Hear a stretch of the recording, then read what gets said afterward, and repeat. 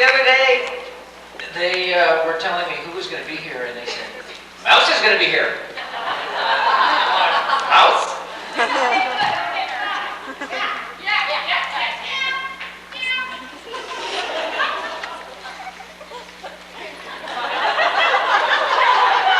If she only knew what she just said.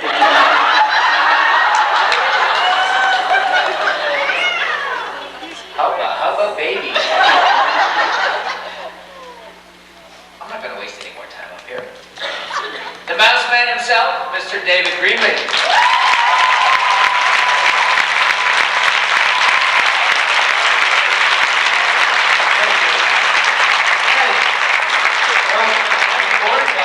Songs. Wasn't Edward good?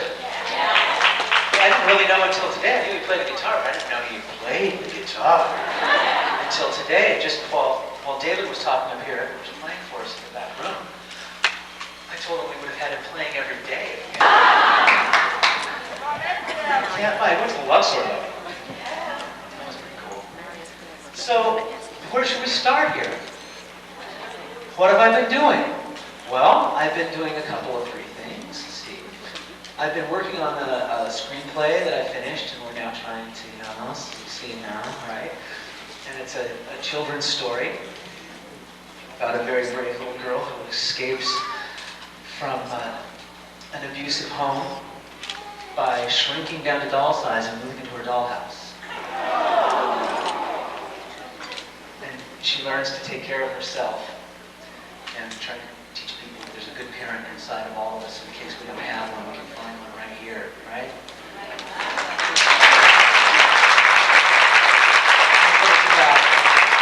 Well, my parents were really good, so I still haven't found the one inside of me yet.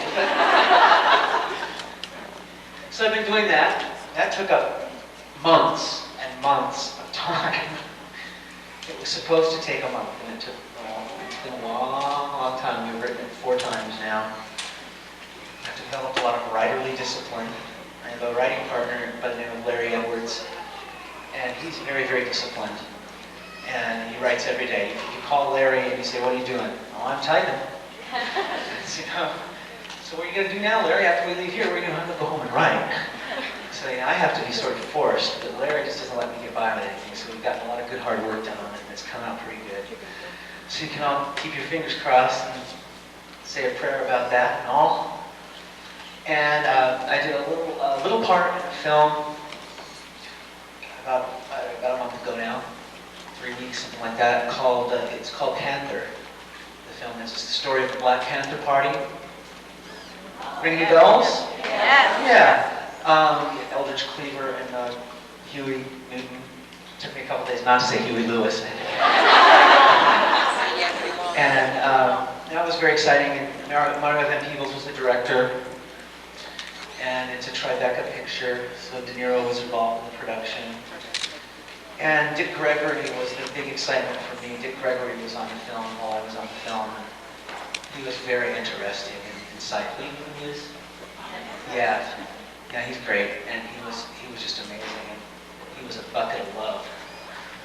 And that was a good picture.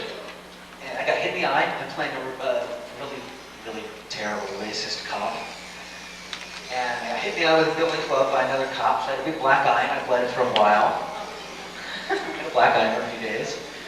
It's not in the script. I hope Mario keeps it in the cut, because it really hit me. That's why I'm wearing glasses and not contacts this weekend, because my last I haven't been able to get to the eye doctor since, and they won't give me any more with my old prescription. And that day I took out that contact, threw it on the ground, because I wasn't sure. I thought I was hurt. I was only a little hurt, though. And been traveling a little bit. In March, I was in England at a con there. So we have some. Yes, hello. And saw some of us there. You know, as a matter of fact, like I told Linda yesterday, when I ran into Linda, I realized that we've been together in 3 different countries now. And you'd think that, we'd be wearing tuxedos and diamonds for being together in 3 different countries, wouldn't you? Doesn't that sound very jet set? Doesn't it really? Oh, there's my friend Linda. Yeah, we met in Germany, so impressive, and that's one of the greatest things. I think that's probably the most amazing thing that's happened with Beauty and the Beast is the international family. And that's what Edward was saying last night about realizing that all of a sudden this family got huge. And, I sit down and I look and I think, well, maybe I'll go here. And I realize, well, there's 20 people I can visit in that country. So it's very nice to feel like there's friends around the world. Boy, that's about it, really. I'm sort of sitting in a room typing. There's no funny stories. One day we ran out of printer ink, and I entered the raffle for the computer, because I don't have one yet. I still use Larry's. Any questions?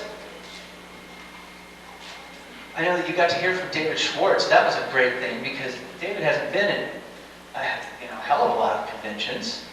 And he knows more than any of us actors do, really, because he never got to leave. We get to go home, there's Schwartz, we come back, there's Schwartz. And, I'm really glad to see David Schwartz. He looks great. And for a long time on the set, I thought he was like in charge. Ron Coslow, David Schwartz. Because he was always there, he always knew every answer. He always seemed to be telling people things. He had a phone. It was a long time. Yes, sir. It's great to see David again. I bet he was able to answer some questions that the rest of us didn't have any idea about, was he? Yeah? Is he interesting? Is he funny? He's always funny. Yeah. I had to follow 2 hard acts today. I have a question from Betty in the back. Of the episodes that we think of as mouse episodes, the ones that you were prominently in, which one was your favorite, and do you have any particular things that resonated to you personally about those episodes? I'm thinking primarily Fever and Ozymandias and Shades of Grey. Right. Tell us how you felt about it. Well, Shades of Grey, in case anybody didn't hear, she was asking about what my favorite episode was of the episodes that sort of centered with Mouse, and if there was any personal connection in particular. It's an interesting question. Shades of Grey has to be my favorite because it was my first one. And it was such a strange hallucinatory acting experience. Because I had never seen the show. I knew that Linda was doing it, and I'd seen the poster, and I thought, yeah, just on television, I'll watch that like I watch The Incredible Hulk. Must be paying Linda a truckload. So I never watched it, even with Linda on it, I'm ashamed to say. But it worked out well.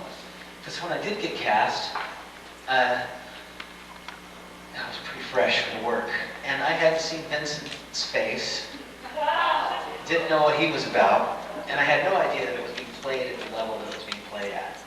I mean, you're an actor, if you don't know a show, you hear Beauty and the Beast, you think, okay, but the writing was good, and I knew my character was good, but I didn't know that when I showed up, Roy Dotrice would sit behind the desk, which, Roy, until Beast, was not that well known here in this country, but amongst actors, oh boy, his reputation is very strong.